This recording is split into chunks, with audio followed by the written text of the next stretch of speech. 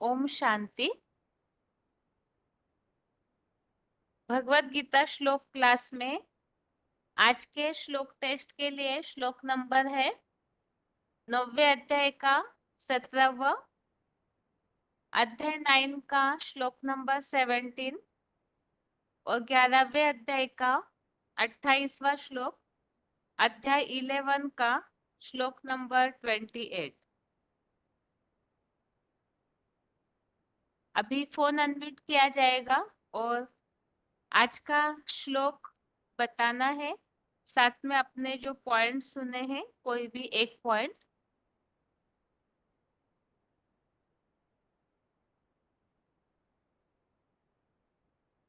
Phone unmute है। हाँ जी, hello. ओम शांति। ओम शांति। 16485। हाँ जी। 9 को 10 को 9 को 11 को दोनों श्लोक बताऊं।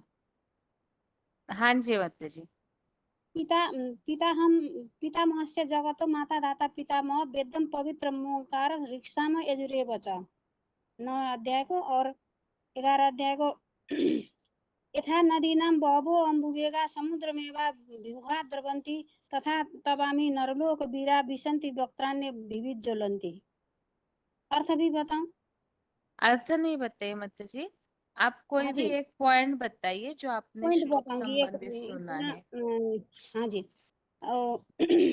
बीसीडी 2369 का परमात्मा इति उदाहरण, तो वो आत्मा श्रेष्ठ पाठधारी है जो दादा लेखराज के तन से गीता ज्ञान सुनाया गया। उस गीता ज्ञान का गीत का कविता का विस्तार में व्याख्यान देते हैं, जिसे सांख्य कहा जाता है।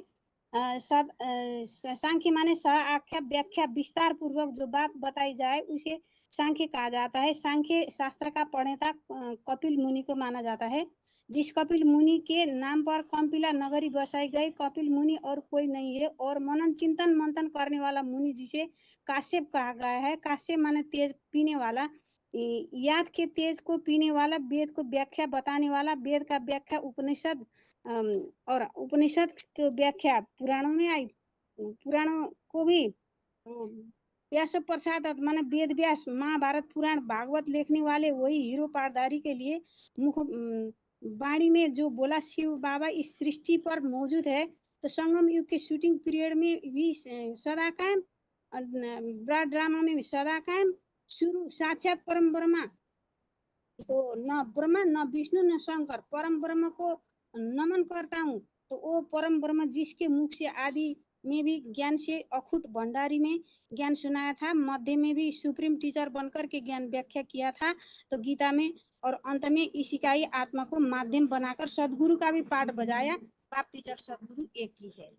ओम शांति। माता जी एक बार रोल नंबर फिर से बताएंगे? 16485। ठीक है माता जी।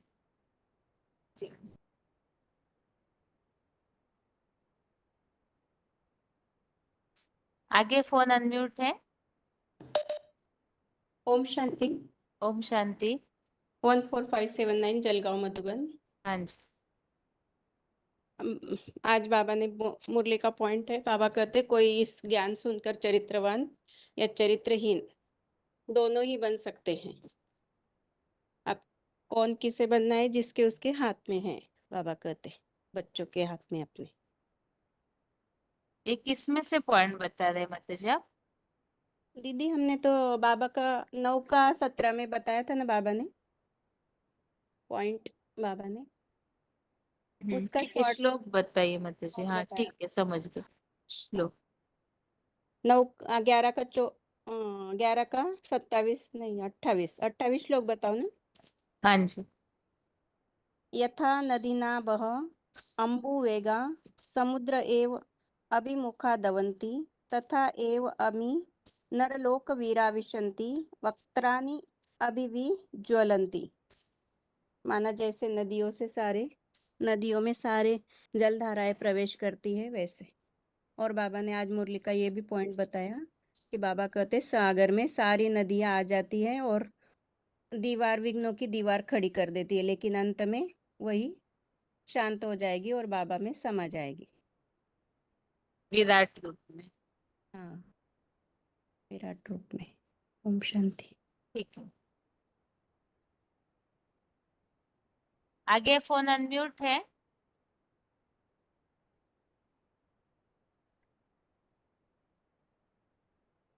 फोन अनम्यूट है किसी का? हेलो, ओम ओम शांति दीदी। शांति। हाँ रोल जी, नंबर रोल नंबर नहीं है दीदी, रोहतक मधुबन से। हाँ जी। प्रश्न बोलो दीदी। मतलब श्लोक बताने और कोई भी पॉइंट। ठीक है दीदी। दीदी ये 11 का 28 है। यथा नदीनाम बहव अम्बुवेगाम समुद्रम एवं एव अभिमुखम द्रवन्ति तथा तव अमी नरलोकवीरा विशन्ति वक्त्राणि अभिविचलन्ति। इसमें बाबा ने बोला है ना कि भाई ज्ञान युद्ध करता पुरुष भगवान के ज्ञान को अपनी बुद्धि से टैली करेंगे, और जब सबसे ऊपर भगवान का ज्ञान आएगा ना, बाप का ज्ञान आएगा और सभी के ज्ञान कम हो जाएंगे, नीचे गिरेंगे, तो वो विराट रूप को मानना पड़ेगा उन्हें। जब कुछ भी उनके मतलब समझ में नहीं आएगा ना, और भगवान का ज्ञान ही सबसे ऊपर होगा, तो उनको मानना पड़ेगा कि ये ही भगवान है, उनके विराट रूप को। और सारी नदियों का सागर में मिलना है, और मिलना होता है जैसे सागर में मिलती है ना सारी नदियां। ये बहुत बड़ी बड़ी विघन की दीवारें खड़ी हो जाती हैं जब। बाबा कहते हैं मुरली में भी कि अंत में हट्टी तो एक ही है, सभी आत्मा को वहीं आना है। सभी आत्माओं को ज्ञान में चलने के लिए संघर्ष करना पड़ता है।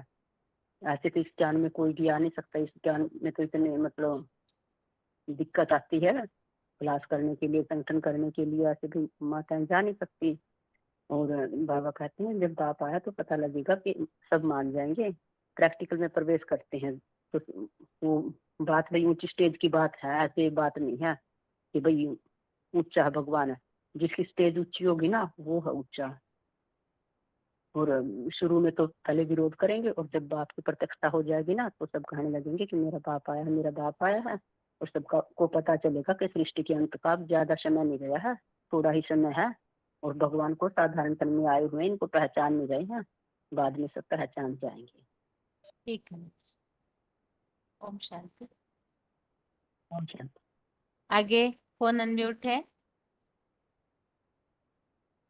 फोन अनम्यूट है 14390 मानसा। हाँ जी, ओम शांति दीदी। ओम शांति।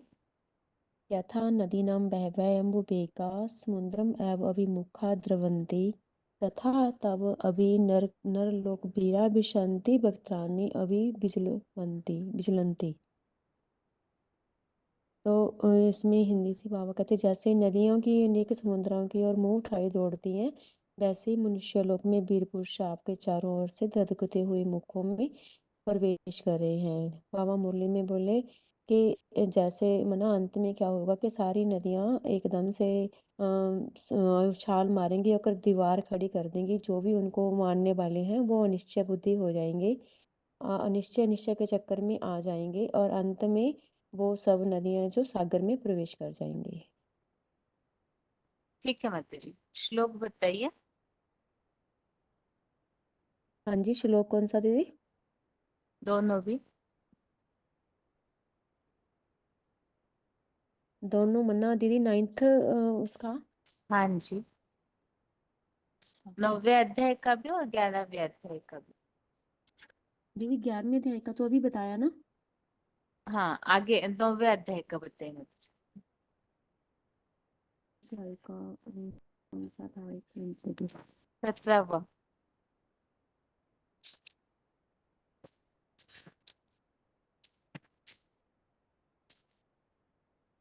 पिता अहम अस्य जगतो माता धाता पितामह वेदम पवित्रम ओंकारक का साम जजु एव च।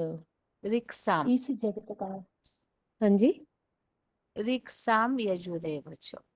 रिक्साम जयु एव च। ठीक है यजु दीदी। यजुरेव। जजु एव च।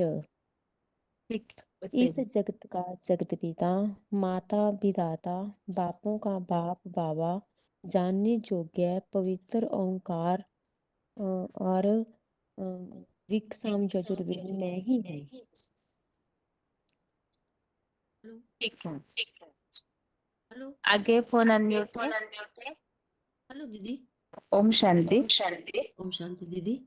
ये श्लोक है, दोनों श्लोक सुनाना है ना दीदी? हाँ जी। हाँ जी।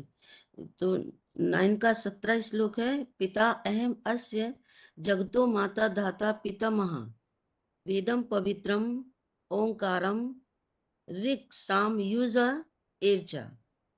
और इसका 11 का 28वां है। यदा नदीनां बहवा अनुवेगा समुद्रम एव अभिमुखा द्रवन्ति तथा एव अमी नरलोकवीरा विशन्ति वक्त्राणि विज्वलन्ति। और इसका 9 का 17वां का पॉइंट लिखा था दीदी 2382 का। जगत का मात्र एक बीज रूप आदम अर्थात अर्जुन के तन द्वारा जगत पिता शिव बाबा। तो जगतम पितरम वंदे पार्वती परमेश्वरम कौन सृष्टि का पिता हुआ? जगत पिता हुआ शंकर को कहते हैं। तो शंकर जब ज्ञान की संपन्नता स्टेज प्राप्त करता है तो जितना ज्ञानी होगा उतना योगी भी होगा, कर्म योगी भी होगा। तो कर्म योगी होगा क्योंकि जब ज्ञानी है तो बाप को कम पहचानेंगे,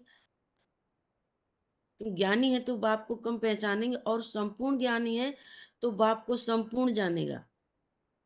तो अब बताओ कि बीज को बाप के धंधे को बाप के फूल को बाप के ऊपर परिवार को बड़ा बच्चा हुआ ना। तो इस मनुष्य सृष्टि में 5000 साल की मनुष्य सृष्टि में उस सृष्टि पर जो ऑलराउंडर पार्ट बजाने वाली आत्मा है वही मनुष्य सृष्टि का बाप है जिसके लिए मुरली में ब्रह्मम वाक्य आया है। मनुष्य सृष्टि पर सदा कायम क्या है? एक शिव बाबा ही है। तो इस सृष्टि पर कभी लोप होने की बात नहीं है और इसलिए वह ऑलराउंडर पाठधारी है। उसके मुकाबले और कोई आत्मा ऑलराउंडर पाठधारी नहीं है। वही सारी सृष्टि की बीज रूप आत्मा है।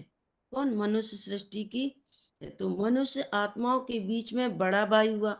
बड़े भाई को भी दादा कहा जाता है और बड़े भाई के बाप को क्या कहा जाता है? बाप है, दादा दादा है।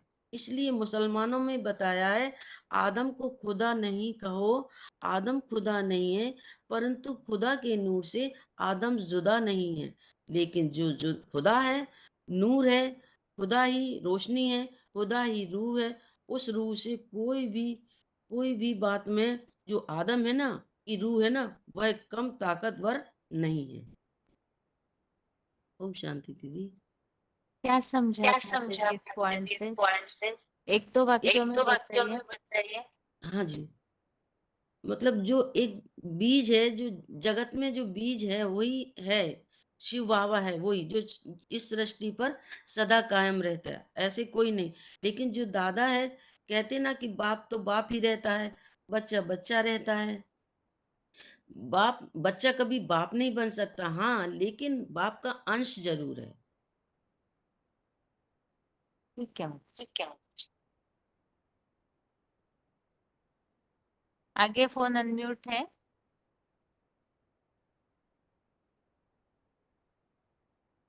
जो पॉइंट नहीं हुआ है वो पॉइंट बताइए ताकि समय बचे। ओम शांति। ओम शांति। 22046 मदीनापुरा, हाँ जी। 90वें अध्याय में 17 श्लोक। पिताहमस्य जगतो माता धाता पितामह वेद्यम पवित्रम ओंकारः ऋक्साम यजुरेव च। और 11वें अध्याय में 28 यथा नदीनां बहवः अम्बुवेगाः समुद्रम् एव अभिमुखाः द्रवन्ति तथा तव अमी नरलोकवीरा विशन्ति वक्त्राणि अभिविज्वलन्ति। और पॉइंट है परम ब्रह्म रूप माता, VCD नंबर 2341। धरती को आकाश पुकारे, आज आजा आजा प्रेम दुलारे, तुझे आना ही होगा। धरती हो गई माता, आकाश हो गया पिता। परंतु ये जड़ बुद्धि मनुष्यों का गाया हुआ गीत है। चैतन्य आत्माओं का बाप बेहद का बाप इसका बेहद का ही अर्थ बतावेंगे। धरती को माता कहा जाता है, दुनिया की बड़ी से बड़ी माता। कोई जड़ जमीन की बात नहीं है, माताओं के बीच उस बड़ी माता की बात है, जिसका नाम सुप्रीम सोल बाप आकर के ब्रह्मा रखते हैं। मैं जिस तन में भी प्रवेश करूंगा उसका नाम ब्रह्मा रखता हूँ। और ब्रह्मा नामधारी तो बहुत हुए हैं, उनमें भी जो परे ते परे पाठ बजाने वाला, अव्वल नंबर का पाठ बजाने वाला ब्रह्मा नामधारी है। उसी का शास्त्रों में गायन है, गुरु ब्रह्मा गुरु विष्णु गुरु देवो महेश्वरः गुरु साक्षात परम ब्रह्म तस्मै श्री गुरवे नमः। वो परम ब्रह्म परे परे पाठ बजाने वाला ब्रह्मा माने बड़ा माँ माने माँ। ब्रह्मा कैसे, कैसा ब्रह्मा? परम ब्रह्मा जिसे कहते हैं पिता, परम पिता, परे ते परे रहने वाला पिता। ओम शांति। क्या समझे माता जी आप इस पॉइंट में? इस परम ब्रह्मा तो बड़े थे बड़े माँ, ये जड़ जमीन की बात नहीं है। ये भक्ति मार्ग में जड़ जमीन को ही धरती माता समझते हैं। तो ब्रह्मा तो अनेक है, तो परम ब्रह्म तो एक ही है। वे परम ब्रह्म को ही नमन करने की परे ते पाठ बजाने वाला। और परम ब्रह्म तो वही मनुष्य सृष्टि का पिता है, परे ते परे रहने वाला पिता भी वो परम ब्रह्म ही है मनुष्य सृष्टि का। तो शिव बाप आता है तो पहले ये मुकर्रर रूप से परम ब्रह्म माता में ही जिसमें आता है उसका शिव जिसमें आता है उसका नाम ब्रह्मा रखते हैं ना, तो परम ब्रह्म पाठ बजाने वाला ही मुकर्रर बनेगा। ठीक है। आगे फोन अनम्यूट है।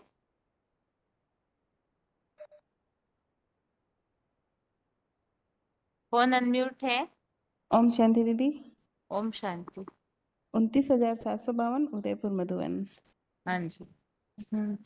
ये अध्याय 11 की श्लोक 28 है। यथा नदीनां बहवः अम्बुवेगः समुद्रम एव अभिमुखा द्रवन्ति तथा मे नरलोकवीराः तव अभिज्वलन्ति वक्त्राणि विशन्ति। इसमें बाबा ने बताया कि जैसे नदियों की अनेक जलधाराएं समुद्र की ओर ही मुख उठाए दौड़ती है, वैसे ही मनुष्य लोक के वीर पुरुष आपके चारों ओर से धधकते हुए मुखों में प्रवेश कर रहे हैं। तो इसमें बताया है कि ज्ञान सूर्य के चारों ओर जब धधकते मुखों से जो ज्ञान दिया जाता है, सभी आत्माएं उसको स्वीकार करते हैं। अंत में अभी साधारण रूप में नहीं पहचान पा रहे हैं, लेकिन आगे योग रूप जो देखने में आएगा तो सभी उसे स्वीकार कर लेंगे।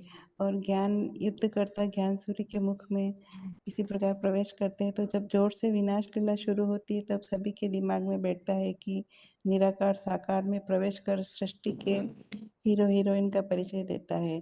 तो आगे चलकर संसार में शास्त्रकार शास्त्रों से ज्ञान को टैली करेंगे, साइंटिस्ट साइंस से टैली करेंगे और भविष्यवक्ता आगे चलकर अपने शास्त्रों से टैली करेंगे। एक ही ज्ञान टैली होगा तब संसार में आवाज फैलेगी, तब सभी को विश्वास होगा कि निराकार में साकार में निराकार आया हुआ है। और इसी प्रकार जो 90 अध्याय के 17वें श्लोक भी है कि पिता अहम अस्य जगतो माता धाता पितामह वेद्यम पवित्रम ओंकार ऋक् साम यजु एव च।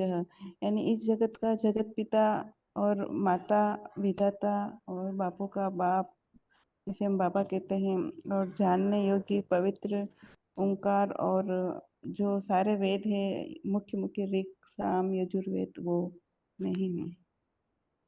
ठीक है ठीक है माता जी। ओम शांति। ओम शांति। आगे फोन अनम्यूट है। फोन अनम्यूट है, रोल नंबर बताइए। हेलो ओम शांति बहन जी। ओम शांति। 2327 9/17 पिताहमस्य जगतो माता दाता पितामहः वेद्यं पवित्रमोंकार ऋक्साम यजुरेव च। और 11/28 यथा नदीनां बहवो अम्बुवेगाः समुद्रमेवाभिमुखा द्रवन्ति तथा तवामि नरलोकवीरा विशन्ति वक्त्राण्यभि विज्वलन्ति। और पॉइंट है BCD 199 चौमुखी ब्रह्मा धर्मराज युधिष्ठिर। धर्म का राजा ब्रह्मा बाबा है, शंकर नहीं है। युद्ध में स्थिर रहने वाला को ही युधिष्ठिर कहा जाता है। भले ये साकार तन छूट जाता है, मर जाने पर भी अपना कार्य करके ही जाता है। युद्ध भूमि से पीछे नहीं हटता है। तन तो बाप और दादा का एक ही है। वो चंद्रमा के रूप में पार्ट बजाने वाला है और परमपिता शिव तो तीसरे नेत्र के रूप में पार्ट बजाते हैं। और तन तो राम वाली आत्मा का है। ऐसे तीनों आत्माएं एक ही शरीर में पार्ट बजाते हैं तो त्रिमूर्ति शिव कहा जाता है। ठीक है। ओम शांति। आगे फोन अनम्यूट है। ओम शांति। ओम शांति। ओम शांति 8924 हाँ जी। पहले श्लोक प्रश्न होंगे। यथा नदीनां बहवः अम्बुवेगा वेगाः समुद्रम् एव अभिमुखाः द्रवन्ति तथा तवामि नरलोकवीरा विशन्ति वक्त्राणि अभिज्वलन्ति। और है 9 का सिक्का है। पिता अहम अस्य जगता माता धाता पितामहः वेद्यं पवित्रम् ओंकारं ऋक्सामि यजुर्वेद च। पॉइंट है बहन जी 1848 का कर्मफल विधाता ब्रह्मा। ब्रह्मा बाबा विधाता है या नहीं? विधि माने कानून। ब्रह्मा के मुख से जो भी मूल्यें निकली हैं वो कानून है। इन मूल्यों के आधार पर ये सारा ज्ञान का प्रस्ताव फैलता रहता है। फैलाव जितना जितना निकलता जाएगा जितना बढ़ता जाएगा, इस आधार पर हर आत्मा का भाग्य, हर आत्मा अपना अपना पार्ट डिक्लेयर करते जाएंगे। मैंने सबको अपने अपने पार्ट का डिक्लेरेशन होता जाएगा। हाँ जी। हाँ ठीक है बच्चे। अच्छा आगे फोन अनम्यूट है। हाँ दीदी ओम शांति। हाँ जी। हाँ 9 का 17वां श्लोक है। हम्म। पिता मनुष्य जगतो माता दाता पितामह वैद्यम पवित्रम ओंकार वृक्षाम यजुर्वेद च। और 11 का 28 है। यदा नदीनां बहवः अम्बुवेगाः समुद्रम् एव अभिमुखा द्रवन्ति तथा तवामि नरलोकवीरा विशन्ति वक्त्राणि अभिविज्वलन्ति। दीदी पॉइंट मैंने नहीं लिखा है कल। ठीक है बच्चे। आगे फोन अनम्यूट है।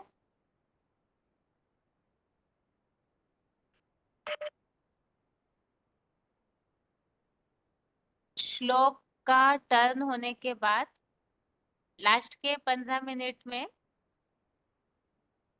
पहले श्लोक से 10वें श्लोक तक 11वें अध्याय का पहले श्लोक से 10वें श्लोक तक के लिए ग्रुप में फोन अनम्यूट किया जाएगा। तो जब तक श्लोक सुनना चालू है ये प्रश्न, तब तक जो भी उत्तर बताना चाहते हैं इन 10 श्लोकों को देख करके रखिए। अलग से हो सकता है कईयों को समय न मिलता हो, तो यहाँ क्लास के समय में ही आप अभी 15 मिनट का टाइम है, उतने में पहले श्लोक से 10वें श्लोक तक के अर्थ देख करके रखिए। और विराट रूप के बारे में या और भी बहुत से बातें हैं उसमें, उस संबंधित ग्रुप में प्रश्न पूछे जाएंगे। सतना के माता जी फोन अनम्यूट है।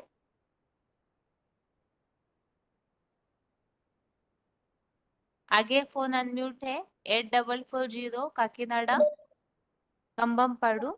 ఖమ్మంపాడు బెహన్ జీ माताजी।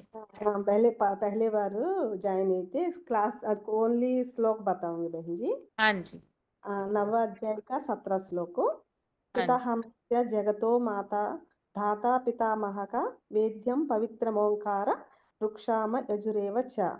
और 11 अध्याय का 28 श्लोक 28 का श्लोक। यथा नदीनां बहवो वेगाः समुद्रमेवाभिमुखा द्रवन्ति तथा तनामि नरलोकवीराः विसन्ति वक्त्राण्यभि विज्वलन्ति। ठीक ओम है शांति माताजी। बहन जी। ओम शांति। आगे फोन अनम्यूट है। हेलो। ओम हेलो। शांति। ओम शांति माताजी। ओम शांति दीदी। हाँ जी दीदी। 9वें अध्याय का सुनाऊं या 11वें अध्याय का बताऊं दीदी? पॉइंट तो 11वें अध्याय के 3 ही थे, हो चुके हैं। 9वें अध्याय का जो बाकी हो बताइए। हाँ जी दीदी, मैं पूरा सारी बता देती हूँ। हाँ जी। 17वें हाँ हाँ जी जी। दीदी।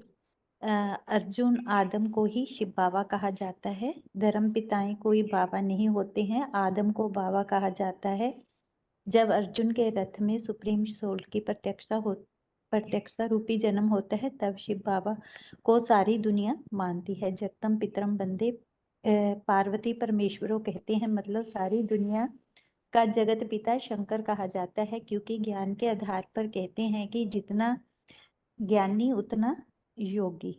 तो संपूर्ण ज्ञानी बाप को ही पहचानेगा। इस सृष्टि रूपी रंगमंच पर पूरे 5000 बरस पाठ बजाने वाली ऑलराउंड आत्मा मनुष्य सृष्टि का बाप ही है, जो सदाकाल सृष्टि पर कायम रहता है।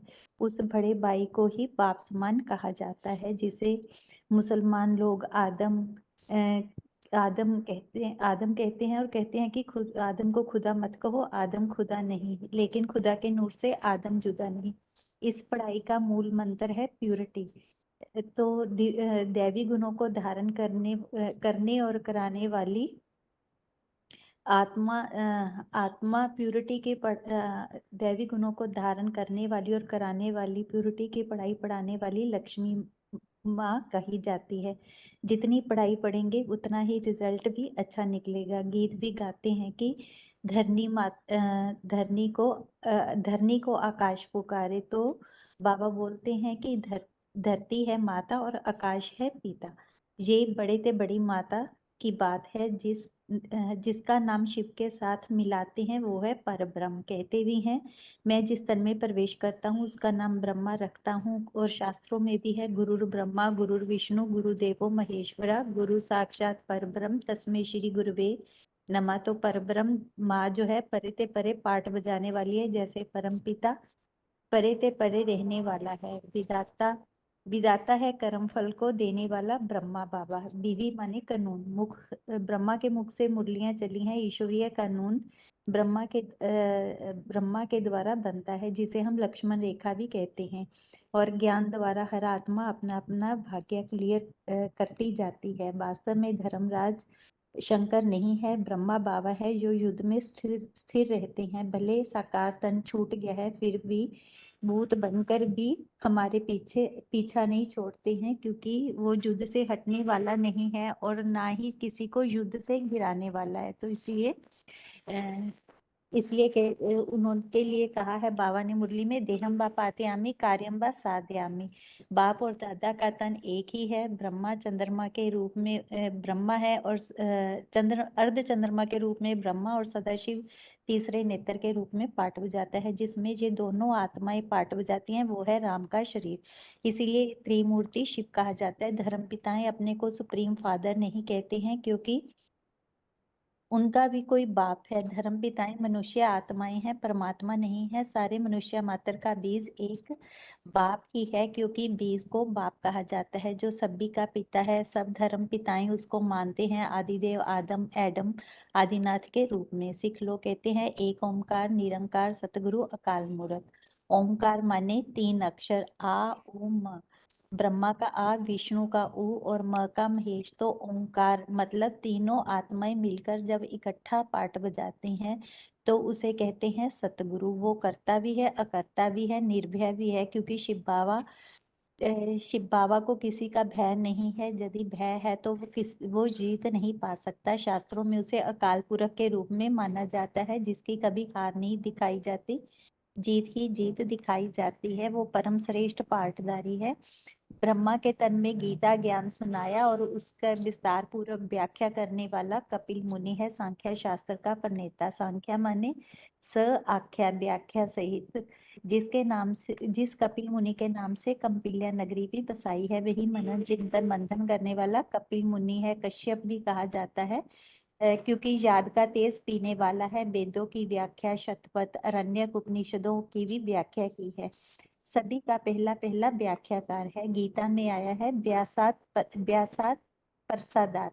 व्यास की प्रसन्नता से ही हमें गीता ज्ञान मिला है। व्यास से पहले वेद शब्द आता है तो कहते हैं वेद व्यास। पुराणों में बड़ा पुराण है महाभारत। भागवत कथा व्यास ने लिखी है, वही हीरो पाठधारी है जिसके लिए शिव बाबा ने ब्रह्मा के मुख से बोला है कि सृष्टि पर सदा कायम एक शिव बाबा है। संगम युग की शूटिंग में सदा कायम है वो विराट रूप। वह विराट ड्रामा में परब्रह्म का अव्वल नंबर पाठधारी परब्रह्म है, जिसे कहते हैं साक्षात गुरु साक्षात परब्रह्म। तस्मै श्री गुरुवे नमः। यदि ज्ञान के भंडारी ने भक्ति मार्ग की ज्ञान के भंडारी ने भक्ति मार्ग की गीता का ज्ञान सुनाया। आदि में, मध्य में गीता ज्ञान की व्याख्या की और अंत में सतगुरु का पाठ बजाता है, वही बाप टीचर सतगुरु कहा जाता है।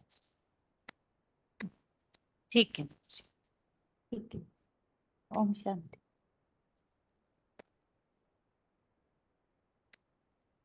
अभी श्लोक संबंधित प्रश्न ये है, 9वें अध्याय के 17वें श्लोक में बात आई हुई है कि मैं माता भी बनता हूँ। तो माता का कौन सा कर्तव्य और किस द्वारा किया जाता है? श्लोक में क्लैरिफिकेशन वाले अर्थ में एक वाक्य आया हुआ है। उस वाक्य में दो बातें बताई हुई है, तो उस अनुसार स्पष्ट कीजिए कि जो श्लोक में ऐसे उल्लेख है, पिता अहमस्य जगतो और माता भी, तो मैं तो माता भी मैं ही हूँ। और माता किस तरह से है? फोन अनम्यूट है, फोन अनम्यूट है। हेलो दीदी। ओम ओम शांति। शांति। और यही क्वेश्चन हमारे मन में आया था, आपको पूछूंगी। वो जो पालन करती, जो विष्णु की वाममार्ग की भुजा लक्ष्मी माता पालन करती है और परम ब्रह्म रूपा माता, ये बात हमारा समझ में नहीं आ रहा है। अच्छा, मैं पूछने वाली थी अभी। ठीक है मत जी, ठीक है, आप लाइन में रहिए 1 मिनट। हम्म आपको दूसरा प्रश्न पूछूंगी बाद में। हम्म। ओम शांति माता जी। फोन अनम्यूट है 812। ओम शांति जी। हाँ जी, अभी प्रश्न पूछा था, इसका उत्तर बता सकते हैं आप? हाँ, पिताहमस्य जगतो माता धाता पितामह वेद्यम यहाँ पवित्रम। सिर्फ इस वाक्य का उत्तर बताइए आप हमें कि माता किस तरह से है। श्लोक में जो वाक्य आया हुआ है, इस संबंधित पॉइंट भी हमने समझा था। तो माता किस तरह से बनते हैं शिव बाबा? जब शिव शिव प्रवेश है तो माता भी बनती है, माता बनती है पहला मम योनिर महद ब्रह्म तस्मिन् गर्भं ददाम्यहम्। हाँ, माता यह बनती है। श्लोक में जो वाक्य दिया हुआ है उस अनुसार बताइए, आपने इस वाक्य का अर्थ क्या समझा है? वेद्यम पवित्रम ओंकारम। ओंकार में 3 अक्षर है, आ उ म। आ से ब्रह्मा विष्णु और महेश, माँ से महेश्वर। नहीं, जहाँ माता की बात आई हुई है ना कि मैं माता भी हूँ, तो उसके लिए कुछ क्लैरिफिकेशन श्लोक में दिया हुआ है भावार्थ में। तमेव माता च पिता त्वमेव तमेव बंधु सखा त्वमेव, ये व्याख्या दिया है। मेरे बुद्धि में वो आया कि जो पंचमुखी ब्रह्मा है, बाबा ने जो चतुर्भुज दिखाया हुआ है, तो चालने वाली जो परम ब्रह्म है वही हो सकता है क्या माता? हाँ ठीक है माता जी, ठीक है, थैंक यू। ठीक है, रुकिए माता जी। बहन और जी, ये एक, तो हाँ हाँ, बोलिए। त्वमेव माता च पिता त्वमेव त्वमेव बंधु सखा त्वमेव, ये भी आया है। हाँ ठीक है, यहाँ वास्तव में प्रश्न इस हिसाब से पूछा जा रहा है, यहाँ जो माता के रूप में बताया है ना, तो यहाँ क्लैरिफिकेशन में कुछ बात बताई है बाबा ने।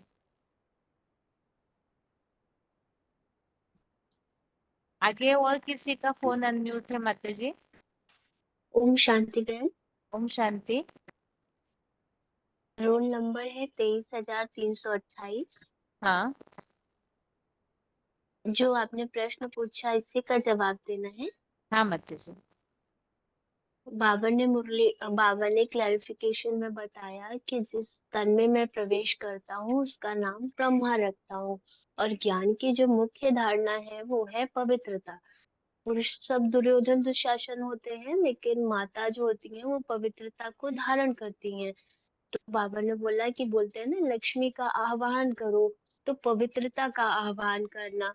तो बाबा फिर बोले कि अच्छे अच्छे बच्चे निकलेंगे तो नाम वाला होता है, और पढ़ाई अच्छी होती है उसका रिजल्ट अच्छा निकलता है।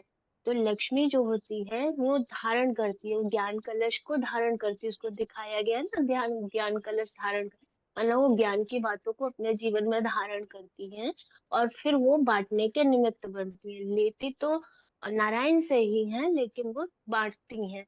और बाबा ने बोला कि मना परम ब्रह्म जो है वो श्रेष्ठ है, मतलब जितने भी ब्रह्मा पाठधारी हैं उसमें वो ऊर्ध्वमुखी है, इस कारण से वो श्रेष्ठ है, वही माता है पालन करती, क्योंकि ज्ञान की धारणा होगी तभी पालन हो पाएगा। और प्योरिटी जो है, बाबा ने बोला ना कि दैवी गुण भी धारण करने हैं। तो धारण मतलब प्योरिटी जो मेन हमारा राजयोग है उसका मेन गुण है प्योरिटी, बेस प्योरिटी है, तो वो धारण करना जरूरी है। ठीक है माता जी, श्लोक बताइए। पिता अहम अस्य जगतो माता धाता पिता महा वेद्यम पवित्रम ओंकार ऋक् साम यजु एव च। और 11 का 28 नंबर है, यथा नदी नाम बहवा अम्बुवेगः समुद्रम एव अभिमुखा द्रवन्ति तथा तव अमी नर लोकवीरा विशन्ति वक्त्राणि अभिविज्वलन्। ठीक है माता जी। पहले से जिनका फोन अनम्यूट है, माता जी आप बताइए, यहाँ विधाता बताया हुआ है, विधाता शब्द का अर्थ क्या है और विधाता कैसे बनते हैं शिव बाबा? कौन? कलकत्ता के माता जी। हाँ जी बोलिए।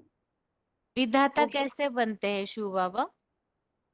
शिव बाबा ब्रह्मा के द्वारा विधाता, भाग्य विधाता बनते हैं। ब्रह्मा क्या करते हैं जो भाग्य बनाते हैं हमारा? ब्रह्मा के द्वारा कौन सा पार्ट ऐसे होता है जो उन्हें विधाता बोला है बाबा ने? ब्रह्मा के द्वारा तो धर्मराज का पाठ चलता है और माँ का भी पाठ चलता है। धर्मराज तो सजा देंगे, मतलब जो भी हमने कर्म विकर्म किया उस अनुसार सजा मिलेगी, लेकिन विधाता मतलब भाग्य बनाने के हिसाब से बोला है ना, तो किस हिसाब से?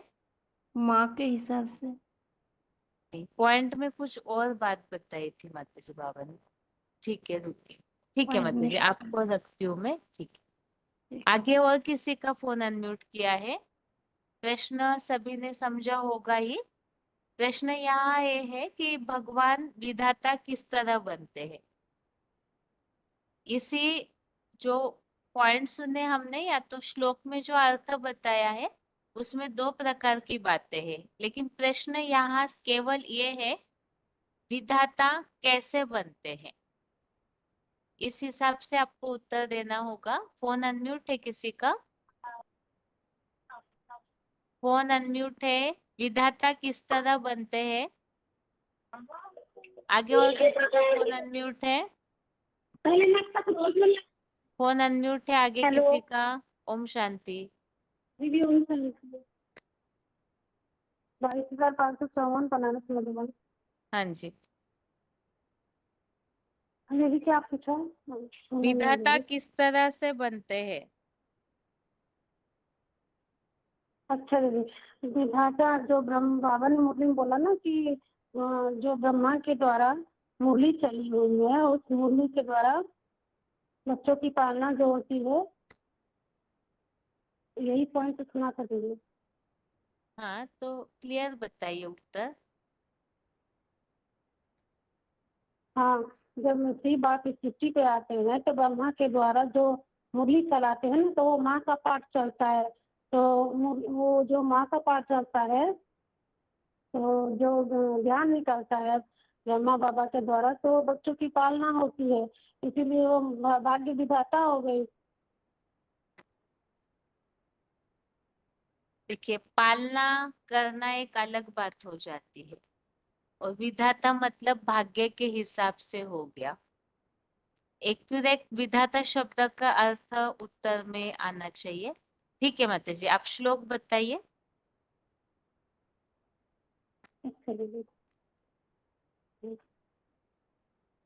पिता पिता अहम अस्य जगतः माता धाता पितामह वेदम पवित्रम ओंकार ईश काम यजु एवं च।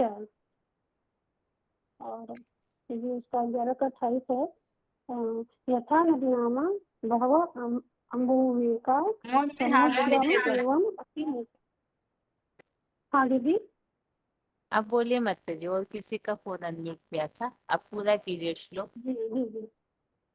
यथा नदीनां बहव अम्बुवेका समुद्रम एवं अभिमुखा द्रवन्ति तथा तथा तो अमी नरलोकवीरा विशन्ति वक्त्राणि अभिविज्वलन्ति। ठीक है, प्रश्न वही है, विधाता किस हिसाब से बोला हुआ है? विधाता इस शब्द का अर्थ आपके उत्तर में एक्यूरेट आना चाहिए। 23,622। ओम शांति। ओम शांति। ये कर्म फल विधाता ब्रह्मा बनता है, क्योंकि ये उनके मुख से परम पिता जब उनके शरीर में प्रवेश करके वाणी चलाते हैं, वो वाणी ईश्वर का कानून बन जाता है। श्लोक के आधार पर यह सार ज्ञान का फैलाव निकलता है। उस ज्ञान का फैलाव के आधार पर हर आत्मा का भाग्य, हर आत्मा का अपना अपना पाठ क्लियर हो जाता है। जो उस वाणी को मानता है, वो मानकर उस रास्ते पर राह पर चलता है, उसका भाग्य अच्छा होता है। जो नहीं मानता है वो सजा खा के चलता है, इसीलिए उनको भाग्य विधाता कहा जाता है। हाँ जी, ठीक है, श्लोक बताइए।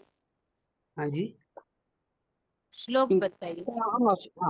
पिता अहं अस्य जगतो धाता माता पितामह वेद्यं पवित्रं ओंकारं ऋक् साम यजु एव च।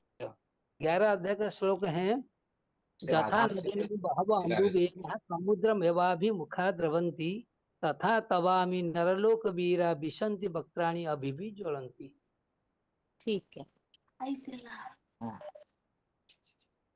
प्रश्न फिर से यही है, उत्तर तो दे दिया है वैसे स्पष्ट, फिर भी ये प्रश्न दोबारा पूछा जा रहा है, कहाँ तक समझे इस हिसाब से।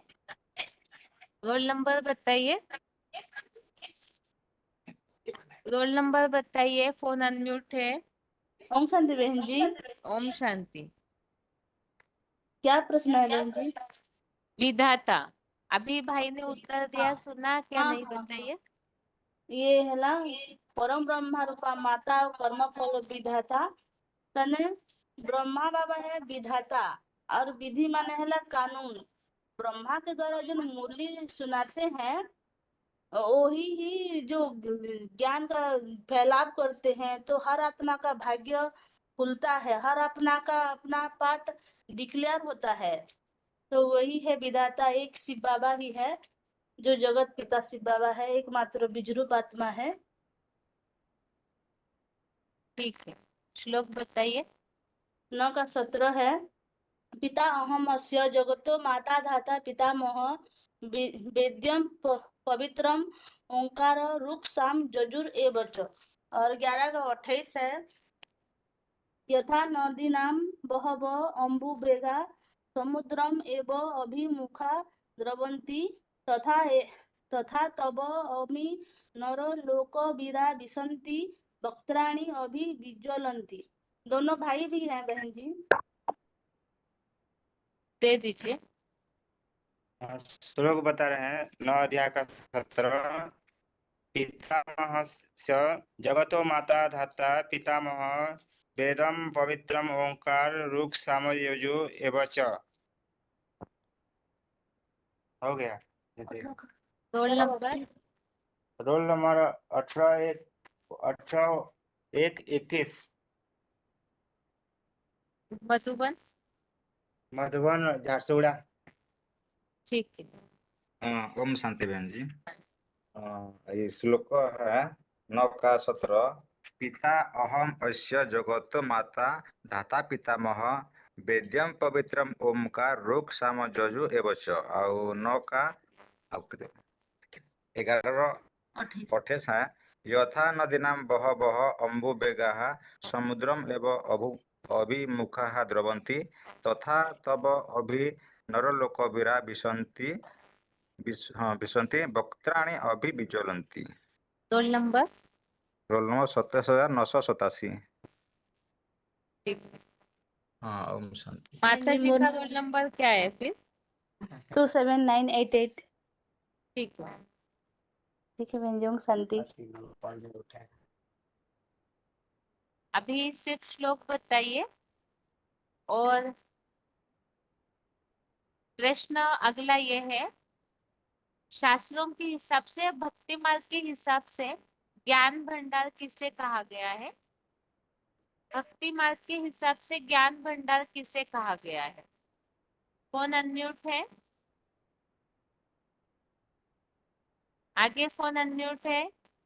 भक्ति मार्ग के हिसाब से ज्ञान भंडार किसे कहा गया है?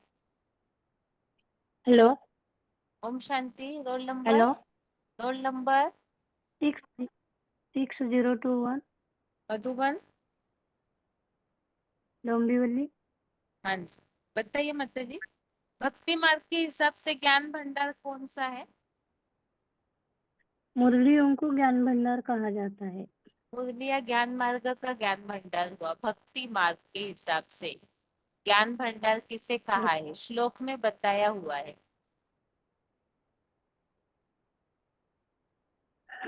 अभी पहला श्लोक बताऊं, बाद में मैं बताऊंगी। बताइए। हाँ, बताइए। पितामह से जगतो माता दाता पितामह वेदम च पवित्र ओंकार रुक साम यजुर्वेद। और 11 का 28 है यथा नदी नाम भैव अम्बु वेगा समुद्र एव अभिमुखा द्रवन्ति तथा तव अभि नरलोकवीरा विशन्ति पत्राणि अभि विज्वलन्ति। हेलो। हाँ जी।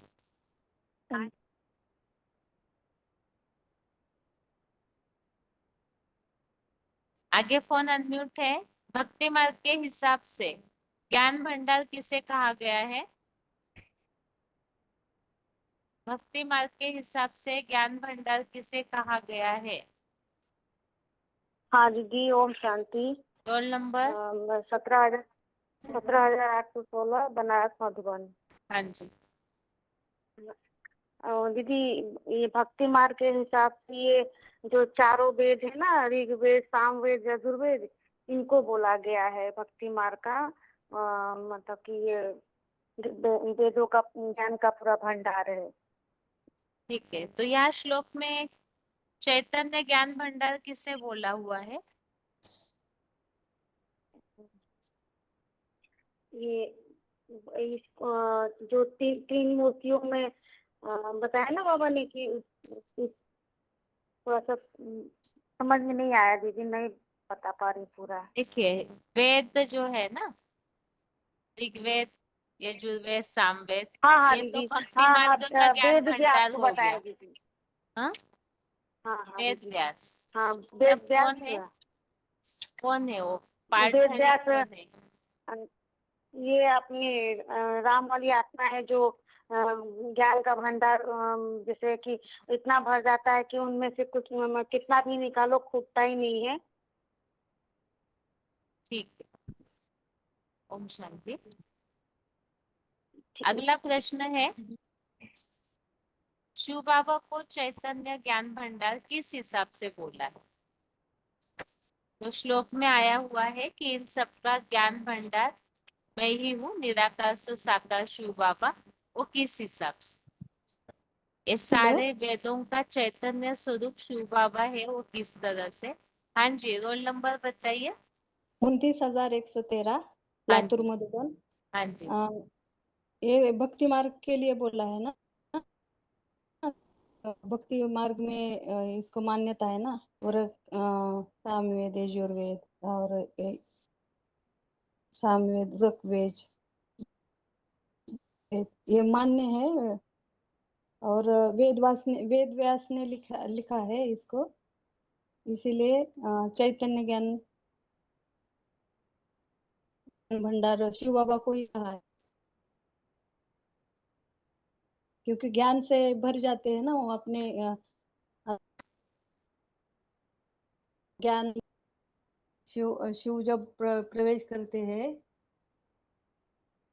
प्रजापिता में, तो ज्ञान और योग से वो इतना ज्ञान को अपने कि वो कितना भी ज्ञान लेते हैं, भरपूर करते हैं ज्ञान से।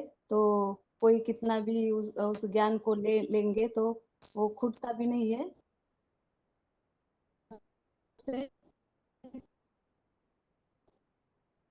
हेलो, हाँ ठीक है, मतलब श्लोक हाँ। बताइए। श्लोक है, पिता अहम अस्य जगतो माता धाता पितामह वेद्यम पवित्रम ओंकार ओंकार वृक साम यजुः एव च। अर्थ बताना है दीदी? ठीक, ठीक है, ओम शांति। अभी हाथ सभी के नीचे किए हुए हैं, और जैसे कि शुरू में अनाउंस किया था 10 मिनट पहले, 11वें अध्याय के पहले श्लोक से 10वें श्लोक तक जिन्होंने पढ़ के रखा होगा तो वही लोग हाथ उठाइए। 11वें अध्याय के पहले श्लोक से 10वें श्लोक तक जो उत्तर दे सकते हैं वो हाथ उठाइए।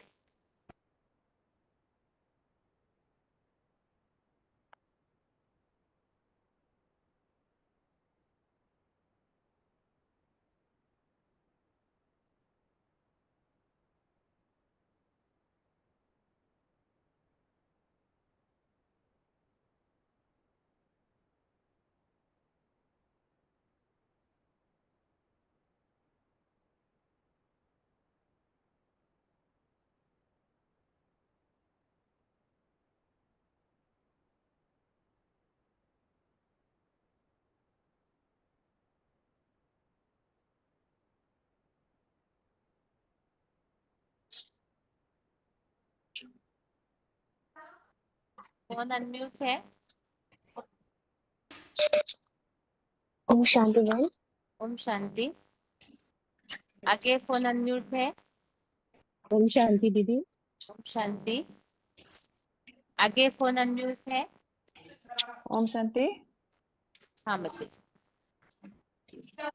आगे फोन अनम्यूट है। डायलिंग नंबर वाले किसी का फोन अनम्यूट किया है, अपना रोल नंबर बताइए। डायलिंग नंबर से किसी का फोन अनम्यूट किया है?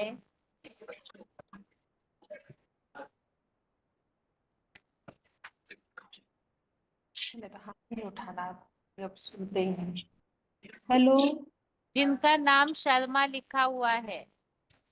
हेलो, ओम शांति दीदी। रोल नंबर बताइए। 25296। हाँ माता जी, एक तो आप अपने कांटेक्ट में रोल नंबर लिखिए, और आपका फोन लगभग 10 मिनट से अनम्यूट करके ही रखा हुआ है। मधुबन बताइए माता जी। बाबू रोड वृंदावन। 25 क्या बताए माता जी नंबर 25? 25296। हाँ जी। आपने जो पूछा है 11वें अध्याय का 1 से लेके 10 तक में श्लोक बताना अभी है। पूछे जाएंगे माता जी, प्रश्न पूछे जाएंगे। तो फिर जो हम जो 11वें का 28वां श्लोक है वो सुना दें।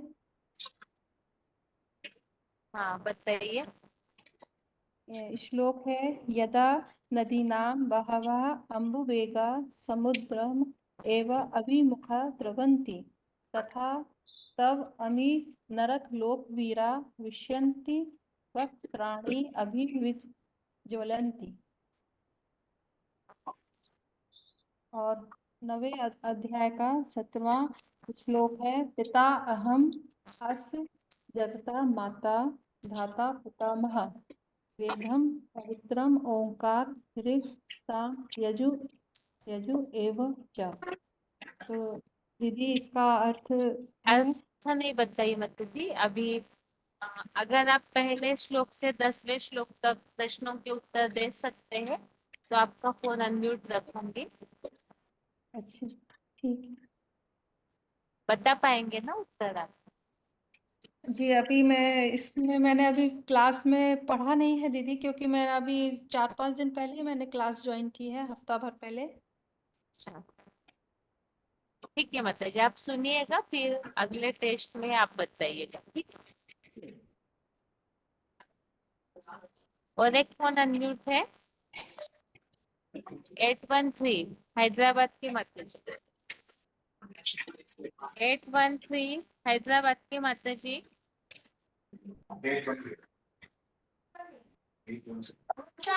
ओम शांति। ओम शांति बहन जी। हाँ जी। अभी फोन अनम्यूट जिनका जिनका है रोल नंबर बता दो एक बार। 23228 कानपुर, 20058 कानपुर, 30751 बॉम्बे के माता जी, और 19917 उड़ीसा के माता जी, और 813 हैदराबाद।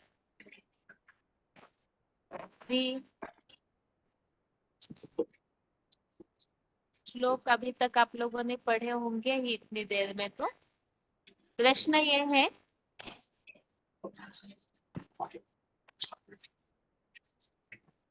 नष्ट मोह होने का खास रास्ता कौन सा बताया है 11वें अध्याय में? 11 के 1 में बताया है। हाँ। उसने कहा है कि दया करके जो आध्यात्म नाम का देह का संबंध, देह के संबंधियों का मोह दूर हो गया है। कारण पूछा दीदी? हाँ कारण मोह दूर 11 के होने का रास्ता, 2 में रास्ता बता सकते? आध्यात्म ज्ञान। अध्यात्म ज्ञान, ठीक है। अभी कानपुर के दोनों माताओं के लिए प्रश्न है।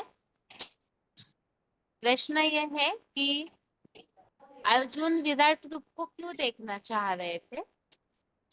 अर्जुन ने किस कारण से विराट रूप दिखाने के लिए भगवान से कहा है?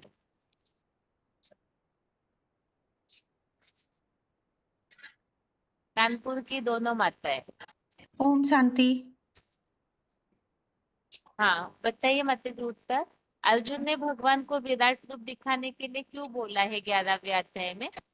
इसलिए बोला है क्योंकि अर्जुन ने सारा ज्ञान जानने के बाद, सारे विकारों को नष्ट करने के बाद भी जो शिव बाबा का जो विराट स्वरूप है उसमें सिर्फ दैवी गुण नहीं दिखता है उनको, इसलिए विराट स्वरूप के लिए इसलिए दर्शन करना चाहते हैं। नंबर 1 पॉइंट ये है कि बाबा ने बोला है कि यानी विधाता के नियम अनुसार बात है कि मैं जब इस सृष्टि पर आता हूँ तो कोई विधान को तोड़ता नहीं हूँ। दूसरा पॉइंट इसलिए है कि जो उनका जो कर्तव्य देखते हैं अर्जुन, वो युगानुरूप है। मतलब जो इस समय जो ज्ञान दिया जा रहा है सिर्फ देवताई गुण ही नहीं दिखता उनको, उनको अनेकों प्रकार के युगानुसार सृष्टि पे जितनी प्रकार की आत्माएं हैं, उन सब का बीज होने के नाते उनके अंदर सारे तरह के गुण दिखते हैं। तो वो चकरा जाते हैं कि ये कौन है, इतना विराट गुण इसमें है, इसको तो हम कहीं एक एक युग के लिए फिट ही नहीं बैठते देखते हैं। तो मुख्य कारण यही है कि आश्चर्यचकित होकर के देखते हैं। इसलिए कहते हैं, अरे आपको दिखाना है तो ये अनेक प्रकार के गुण दिखाते हैं, सारे गुण आपके ऊपर हैं, चाहे देवता हो, दानव हो, असुर हो, पक्षी, कुछ से सबसे मुकाबला करने के लिए जो दिव्य स्वरूप अवतरित हुआ है, उसका विस्तार मुझको बताइए। इसलिए विराट रूप देखना चाहते हैं, तब फिर वो वर्णन करते हैं, मैं ये हूँ, मैं वो हूँ, मैं हूँ। मतलब तुम जिस जिस रास कहते हैं, सबका मैं बाप आया हूँ। तुम कितना भी बदमाशी, कितना बेविचार भोगोगे, तुम कितना दिव्य गुणों में आगे जाओगे, दिव्य गुणों में आगे, और नीचे से नीचे भी आगे, ऊपर से ऊपर है। तो जितना मैं नीचे जाता हूँ उतना मैं ऊपर भी चढ़ता हूँ। इसलिए विराट यानी कि उसके ना आगे ना उसके पीछे कोई है, इसलिए विराट स्वरूप ठीक का है जानना माता जी। चाहते हैं। ओम दूसरे शांति। कानपुर के माता जी, आप बता सकते हो उत्तर? श्लोक अध्याय नंबर के 10। साथ हाँ उत्तर हाँ, बताइए। हाँ। जी जी। अध्याय 10 में भगवान ने उनको विभूतियों के बारे में बताया है, क्योंकि अर्जुन नाम से ही पता चलता है ना, ज्ञान का अर्जन करने वाले। तो माना उन्होंने 10वें अध्याय में खाली उन बातों को सुना था, और आगे क्या है ना, उस चीज को उन्हें प्रैक्टिकल में देखना था, अपनी जिज्ञासा को शांत करने के लिए। इसलिए उन्होंने उनसे कहा कि मैं आपका जो विराट रूप है उसको प्रत्यक्ष ज्ञान के नेत्रों द्वारा समझना चाहता हूँ। अभी तो जैसे The होता है ना, एक person होता है you are theory। speaking with has put your call on hold. Please stay on the line. आप जिस व्यक्ति से बात कर हेलो। हाँ माता जी। एक होता है ना जैसे थ्योरी का ज्ञान, और एक होता है प्रैक्टिकल ज्ञान। तो अर्जुन चूंकि जिज्ञासु थे, तो अभी तक उन्होंने खाली थ्योरी का ज्ञान कि हाँ मैं ये हूँ, मैं ये हूँ, मैं ये हूँ, लेकिन वास्तव में वो उस बीज रूप से ये सारा विस्तार कैसे है, उस चीज को वो समझना चाहते थे। इसलिए उन्होंने कहा कि मैं आपका वो विराट रूप इन आंखों से देखना चाहता हूँ। ठीक है माता जी। अभी हैदराबाद और भुवनेश्वर की माता जी, आप दोनों के लिए प्रश्न है।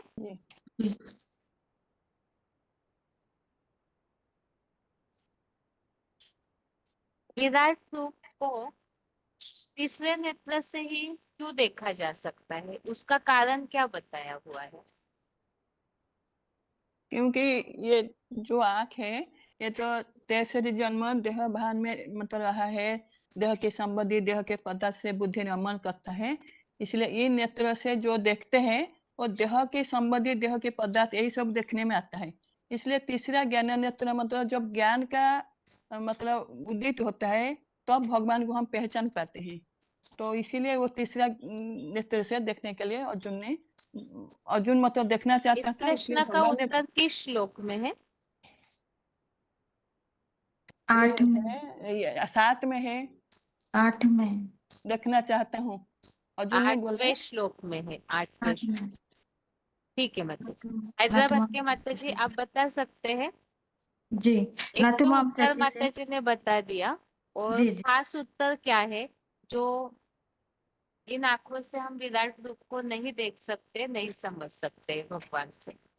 इस देह में स्थित विराट रूप मतलब साधारण शरीर है ना, साधारण शरीर में ये दिखता है, तो ऐसे रूप को देखना है तो नहीं देख पाएंगे, ज्ञान के आधार से उनको पहचान सकते हैं ना।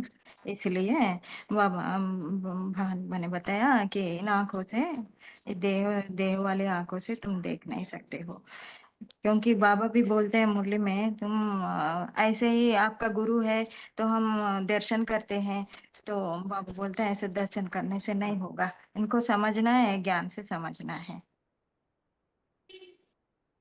ठीक है तो माता तीसरा नेत्र श्लोक नतुमाम शक्य से द्रष्टुम अनेनैव चक्षुषा दिव्यं ददामि ते चक्षु पश्चिमे योगमैश्वर। जी। जी अभी अगला प्रश्न है, जो बता सकते हो बताइएगा। प्रश्न ये है कि ये विराट रूप में भी मुख्य किन्हें बताया हुआ है, जो सबसे पहले अर्जुन को उन रूपों को दिखाया जाता है? 11 के 6 में बोला है दीदी हाँ कि विराट रूप में 12 सूर्य रूप चक्रवर्ती, 8 वसुदेव बाबा ने अष्टदेवों को बोला है और 12 सूर्यवंशियों को बोला है, 11 रुद्र और 2 जुड़वा अश्वनी कुमार रामकृष्ण और 49 सूक्ष्म देहधारी मरुतों को। तो इसके लिए बाबा ने बताया था जो 100 की माला होती है 108 की, सॉरी 8 को निकाल के जो 100 बचते हैं उसमें 50-50 में एक राम और एक कृष्ण के 2 ग्रुप हो गए, तो उसमें भी उड़ने वाले मरुत बताए हैं। तो यही बताए उन्होंने, सबसे जो मुख्य हैं विराट रूप में ये आत्माएं हैं। ठीक है बच्चे। अभी अगला प्रश्न है फिर से,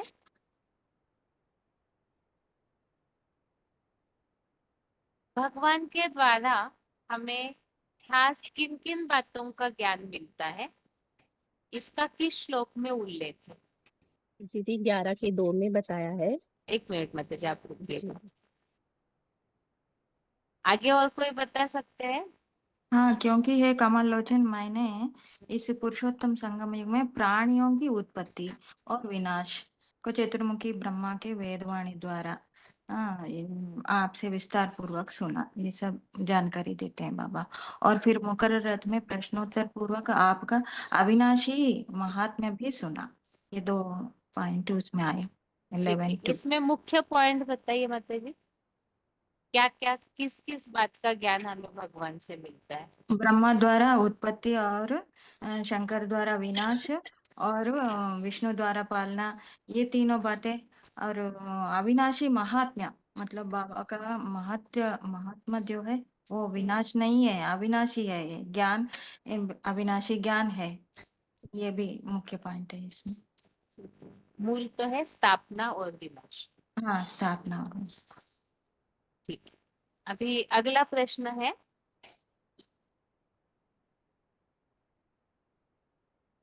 जो विराट रूप है इनके दिव्य रूपों की संख्या कितनी बताई हुई है? अनगिनत।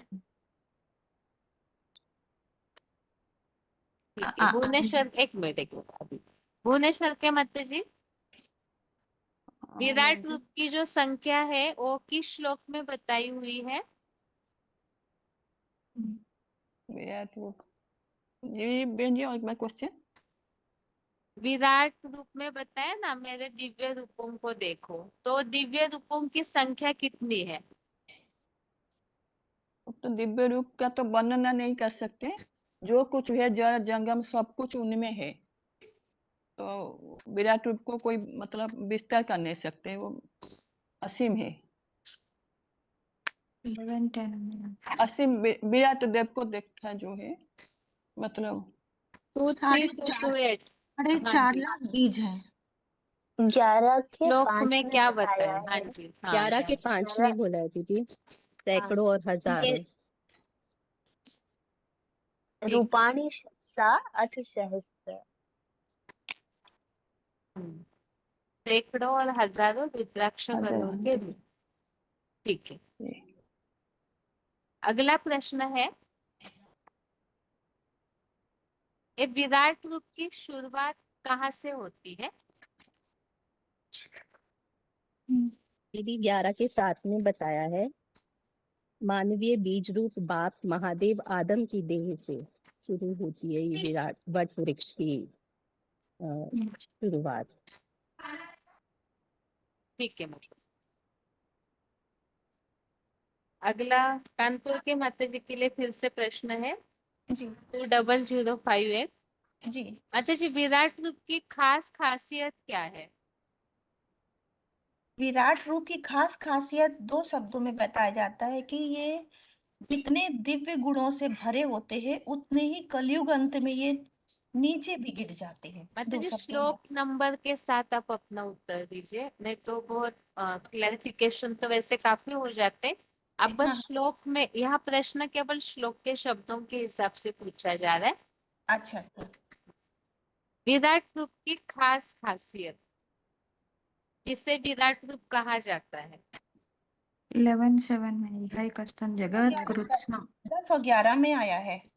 हाँ, दिव्यमाल्याम्बरधरं दिव्यं गन्धानुलेपं सर्वैश्वर्यमय देवम अनंत विश्वतोमुखम। विश्वतोमुखम शब्द का मतलब है कि विश्व में जितने आप जहां तक आप ही कहते हैं ना, जहां तक आपकी दृष्टि गोचर होती है वहां तक, तो ठीक है इसलिए माता जी। विश्वतोमुखम 10 और 11 9 10 11 में दर्शया, ये से भी है 9 में भी आ जाता है ये दर्शया मासम पाठाय परम रूपम ऐश्वरम। ये शब्द भी हमें उसी तरफ इंगित करता है संजय वाच के हिसाब से। ठीक है दीदी भुवनेश्वरी 11 का माता 7 जी। जी दीदी 11 जी का 7 नहीं होगा, जिसमें हाँ देह में जड़ और चेतन वो सहित जैसे यही ना, संपूर्ण जगत को एक ही जगह में स्थित देख लो, ये इसकी ऐसा खासियत नहीं होगी जो क्या? हाँ है जी। कई जगह यहाँ है ना प्रश्न इस हिसाब से पूछा जा रहा है। देखिए प्रश्न का भाव यह है कि हीरो पार्टधारी से ही विराट रूप की शुरुआत होती है क्योंकि वो बीज है। जगत एक तो स्तंभ जगत अब कृष्ण प्रश्न इस हिसाब से पूछा गया है, हाँ सचराचरम। प्रश्न इस हिसाब से पूछा जा रहा है कि अभी तो विराट रूप सबके सामने प्रत्यक्ष नहीं है ना, आगे ऐसे क्या खासियत उस विराट रूप में भरती है कि वो सबके सामने प्रत्यक्ष हो जाता है। वो दिव्य है। मूल बात क्या है जिस मम कारण से सारी दुनिया के सामने वो विराट रूप प्रत्यक्ष होता है? वो एक शब्द अनंत आया है सारे मम देह, मैं जिसका देह लेता हूँ। मम देह, मम शब्द का प्रयोग केवल एक आत्मा के लिए होता है। मम एक वचन शब्द है संस्कृत का, और एक का ही देह, उसकी ही सारी इंद्रियां ऑक्युपाई करता है शिव, इसीलिए एकस्थ शब्द का अनेक श्लोकों में आया है। तो एकस्थ शब्द का मतलब है एक तो इससे सारी चीज होती है कि हमारी बुद्धि हर तरफ ना जाए, और एक ही देहधारी है जिसमें हमें विराट रूप देखने को मिलता है।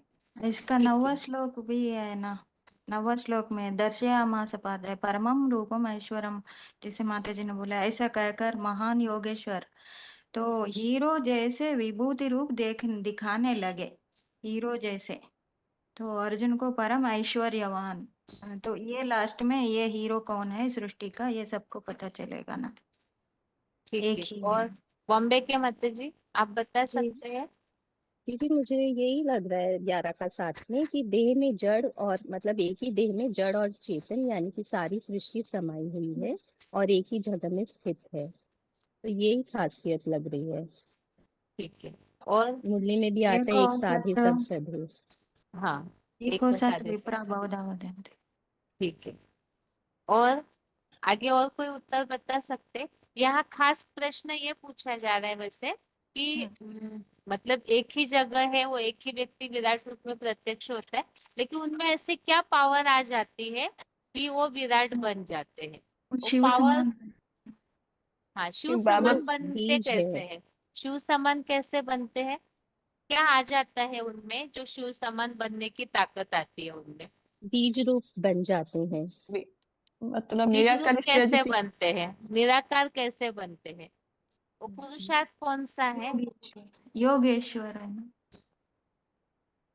कानपुर की और एक माता जी है 23228। माता जी आप कुछ नहीं योगेश्वर बोले? तत्व में ये चौथा में आया बहन जी, चौथा में आया मन्य से यदि तत् शक्यं मया द्रष्टुम इति प्रभु योगेश्वर ततो में त्वं दर्शयात्मानम् अव्ययम्। तो ये योगेश्वर है ना, ये योग की ऊर्जा सबको पता चल जाता है, उनके निराकारी दृष्टि। इसीलिए श्लोक का नंबर आगे बढ़ जाता है। 11 के 29 में आया है कि जो उसके नजदीक आते हैं, जैसे पतंगे होते हैं ना, तो जैसे उसके अर्थ के हिसाब से तो है श्लोक तो 11 का 29 में क्लियर करता है, लेकिन वैसे मुरली के पॉइंट के हिसाब से या भक्ति मार्ग के हिसाब से जो उसके सम्मुख आता है उसके नजदीक आते ही देह भान का पतन हो जाता है एक क्षण में। कहते हैं ना जनक ने 1 सेकंड में जीवन मुक्ति पाई, तो जीवन मुक्ति पाई मतलब आत्मनिष्ठ स्थिति को प्राप्त कर लेता है, देह भान नष्ट हो जाता है। इसलिए ना जो पतंगे होते हैं वो क्या करते हैं, जल मरते हैं समा पे, तो वो समा माने क्या, आत्म इतनी योग ऊर्जा भर जाती है कि उसके नजदीक आते ही औरों का भी वही स्थिति प्राप्त करा देने के लिए ये मेन तो साबित है। सार में एक ही शब्द है जो हाँ मेन बात दीदी तो है निराकार। हाँ बोलिए मत 11 के 8 में जो बताया है कि 84 जन्म उनके क्लियर हो जाते हैं, वो ऐश्वर्यवान यौगिक रूप को हाँ दिखाने की बात आई है। बिल्कुल, मेन ये उत्तर चाहिए था कि ऐश्वर्यवान योगिक ऊर्जा संपन्न हीरो पार्टधारी रूप। अच्छा तो ऐसा संपन्न वो बन जाता है, ऐश्वर्यवान बन जाता है, तभी वो विराट रूप धारण कर पाता है और तभी उसमें सारी सृष्टि समा जाती है, इतनी पावर आ जाती है। जैसे शिव सबको घेर के रहते हैं, तो योग ऊर्जा के आधार से हीरो पार्टधारी भी तभी सबको घेर सकता है, अपने वशीभूत कर सकते हैं।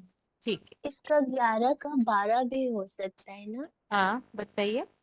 11 के बारे में 12 में दिया ना, जैसे आकाश में हजारों सूर्यों की कांति एक देह में एक साथ उदित होती है, वह कांति उस विवस्वत महान आत्मा के समान है। माना उनका जो योग ऊर्जा का तेज है, 11 का 12 और 11 का 11 जो है, कि माना उनके जो जितनी भी सहयोगी आत्माएं हैं, उनकी योग ऊर्जा और जो बीज रूप आत्मा उनकी योग ऊर्जा, उसका जब उनके सहयोगी आत्माओं के साथ जब प्रत्यक्षता होती है, तो मतलब सभी मान लेते हैं कि ये विराट रूप है। हाँ जी लास्ट में वही नास्तिक बात भी मानना पड़ता है, बात नास्तिकों को भी। इसके लिए श्लोक है 24 का, क्योंकि वो नभस्पृशम दीप्तमाने एक वर्णम, इसमें बोला है ना, मुख फाड़ते हुए चमकीली बड़ी बड़ी क्रोधान्वित लाल लाल आंखों वाले आपका रौद्र रूप देखकर अत्यंत भयभीत अंतरात्मा वाला।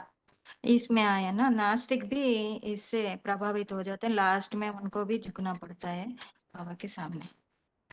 वही बात बहन जी दुनिया 13 में भी है। सारे मतलब दाई बाई विधर्मी स्वदेशी जितने भी आत्मा है वो अस्वस्थ सृष्टि मुख्य के बीच में समुच स्थिति देखा, वो अर्जुन ने देखा करके मतलब वहां पे भी ठीक है। वर्णना हुआ है। अभी बाबा ने मुरली में बोला हुआ है ना हाँ कि तुम्हारी दृष्टि वृत्ति वाइब्रेशन से ही बाप प्रत्यक्ष होता है। मतलब जो विराट रूप प्रत्यक्ष होगा, तो जो बीज रूप आत्मा है उसके अंदर जितना भी ज्ञान है वो धारण किया हुआ, मतलब दिव्य गुण सारा वो दिखाई देगा। ज्ञान के तीसरे नेत्र से ये दिखाई देगा कि हाँ ये आत्मा इन सारी चीजों को धारण करता है। जैसे आपका 11 का 11 है ना, और वो ज्ञान जो धारण किया हुआ है वो उनका जो निराकारी स्टेज का योग ऊर्जा है, वो उनके रूप को प्रत्यक्ष करेगी। हाँ जी ठीक है। अभी टाइम पूरा हो रहा है, इसलिए म्यूट कर रहे हैं आप सभी को। ओम शांति। ओम शांति। शांति। तत्वमुखम।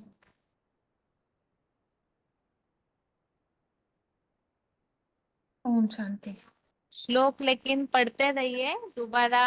11वां अध्याय बहुत बड़ा है, इसीलिए फिर से टर्न होगा आप सभी का, तो पढ़ते रहिए इन श्लोकों को आगे के। और अभी 9वें अध्याय के 17वें श्लोक संबंधित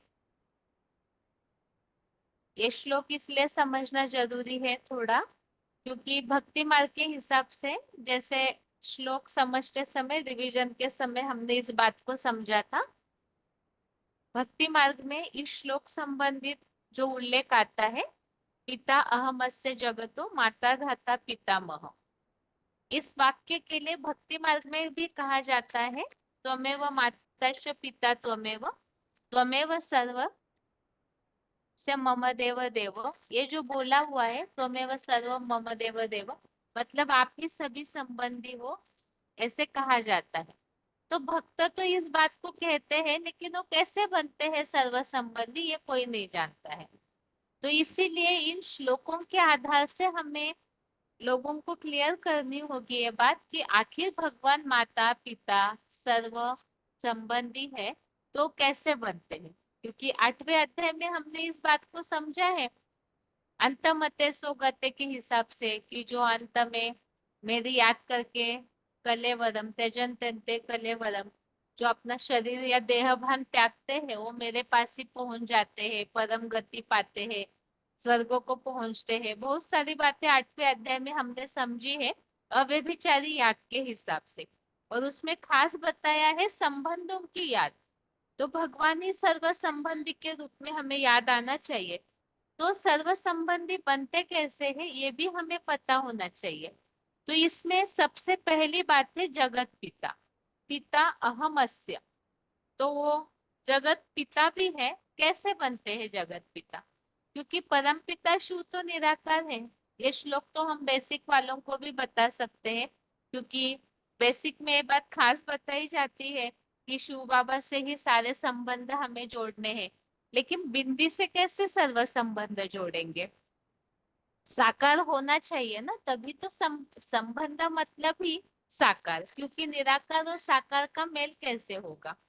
इसीलिए तो शिव को भी साकार तन का आधार लेना पड़ा, ब्रह्मा का तन का आधार लेना पड़ा। तो बीके में तो अभी साकार तन बताने के लिए उनके पास नहीं है। तो ऐसे बेसिक के हिसाब से भी उन लोगों को हम समझा सकते हैं, और भक्ति मार्ग वालों को भी इस बात को समझाया जा सकता है कि मूर्ति के द्वारा आप सर्व संबंधी कैसे बना सकते हैं भगवान को। मूर्ति जो कहा भी जाता है कि भगवान के साथ सब कुछ कर्म करना है, तो खाना पीना, भगवान से जो भी रक्षा की अनुभूति होनी है वो कैसे अनुभूति होगी साकार के बिना? मूर्ति के साथ तो एक तरफ से स्नेह दिखाएंगे, जैसे भोग चढ़ाते हैं भक्ति मार्ग वाले या बातें करते हैं, तो मूर्ति के सामने अकेले बातें करेंगे तो अनुभूति तो नहीं हो पाएगी ना। तो इन श्लोकों, इस खास श्लोक इसके आधार से ये बात बता सकते हैं। जो यहाँ खास बताया है जगत पिता, जगत पिता कैसे बनते हैं? अर्जुन तन के द्वारा। अर्जुन के रथ का आधार भगवान ने लिया है, तो उसी के द्वारा भगवान जगत पिता बनते हैं।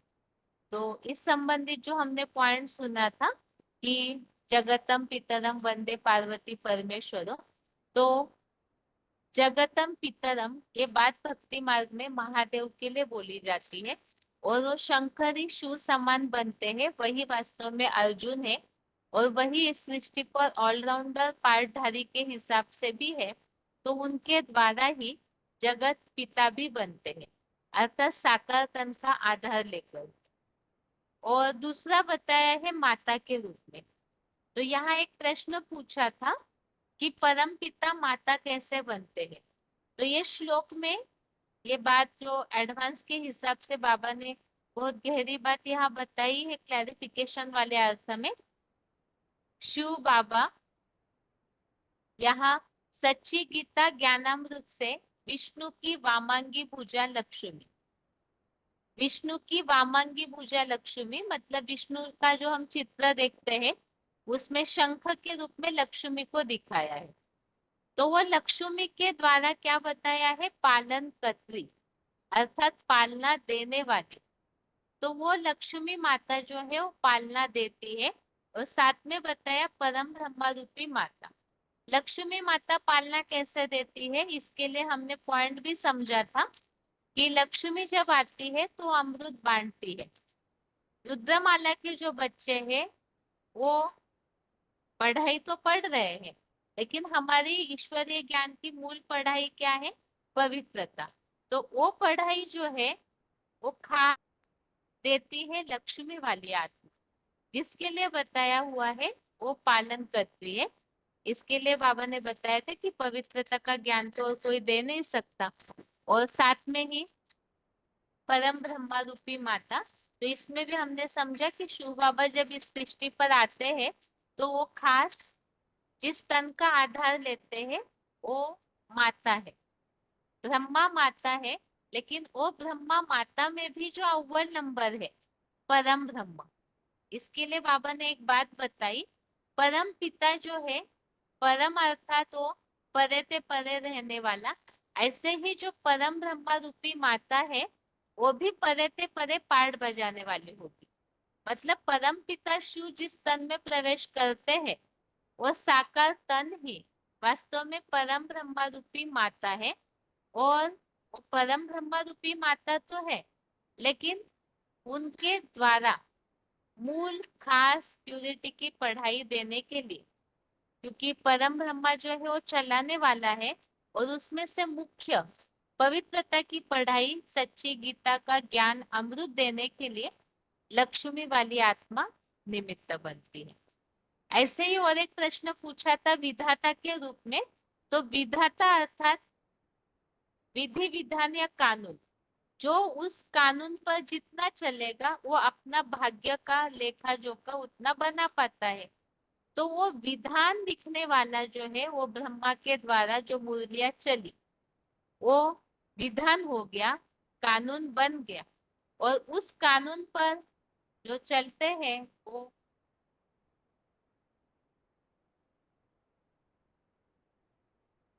तो इसके लिए ही बताया है। तो वही फिर विधाता भी बन गया और वही फिर धर्मराज भी बनता है, क्योंकि जो नहीं चलते हैं उस विधि विधान पर तो उन्हें सजा देने के लिए वो धर्मराज युधिष्ठिर के रूप में युद्ध में स्थिर भी है और सजा देने के भी निमित्त बनता है। और साथ में जानने योग्य पवित्र ओंकार और ज्ञान योग का भंडार, इसमें भी हमने समझा कि ऑलराउंडर पार्टधारी है, आदि से अंत तक त्रिकालदर्शी वही बनते क्योंकि ऑलराउंडर है, और इसीलिए ही वो ज्ञान का चैतन्य भंडार है। वो कैसे बनते हैं इसके लिए भी बाबा ने पॉइंट में ये बात समझाई है कि कपिल मुनि जो है वो कश्यप ऋषि भी है, सांख्य शास्त्र का प्रणेता है, वो ज्ञान योग का तेज, ज्ञान याद का तेज पीने वाला है। तो वही कपिल मुनि, वही कश्यप ऋषि जो है वही वेद व्यास भी है और सारे वेदों का रचयिता है। और उसी आधार से जैसे और पॉइंट्स में भी हमने इस बात को समझा था कि गीता शास्त्र भी लिखने वाला वही है, क्योंकि व्यास प्रसादक कहा जाता है। जो पुराण है वो पुराण भी लिखने वाला वही है, और साथ में और जो ऐसे शास्त्र है उनके रचयिता वही है, क्योंकि ऑलराउंड पार्टधारी है। इसलिए बताया ज्ञान का चैतन्य भंडार भी वही है। तो ये 9वें अध्याय के 17वें श्लोक संबंधित पॉइंट्स, और बाकी 28वां श्लोक जो है 11वें अध्याय का वो तो बहुत ही सहज था कि नदियां जैसे सागर से मिलती है तो पहले बहुत बड़ी दीवारें पानी की खड़ी हो जाती है और बाद में फिर वो सारी नदियां भगवान सागर से मिलती है। यहाँ चैतन्य ज्ञान नदियां जो है वो भी जब सागर से मिलती है, निकलती तो सागर से है लेकिन बहते बहते बहुत सारी जगह शंका रंग लगता है। फिर जब उनको सागर से मिलना होता है तो बहुत बड़ी बड़ी विघ्नों की दीवारें खड़ी हो जाती है, जो देखने वाले भी अनिश्चय बुद्धि हो जाएंगे।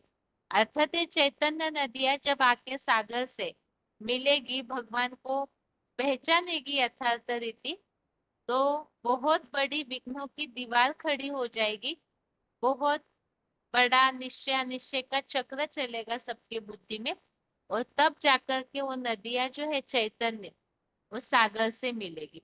इसी तरह से बताया जो ज्ञान युद्ध पुरुष है, ऐसे ज्ञानी कहने वाले हैं, वो भी सहज सहज तो आके अभी मिल नहीं रहे ना पहचान रहे, तो आगे वो भी पहले संघर्ष करेंगे। जो बताया है कि हर क्षेत्र वाले इस ज्ञान को अपने हिसाब से टैली करेंगे, और जब ये ज्ञान विज्ञान के हिसाब से, भूगोल के हिसाब से, इतिहास के हिसाब से टैली हो जाएगा, तब जाकर के भगवान की इस पाठ को स्वीकार करेंगे। तो यही 28वें श्लोक का सार था। और अभी आज के लिए गीता क्लास यहाँ पूरा करते हैं। ओम शांति।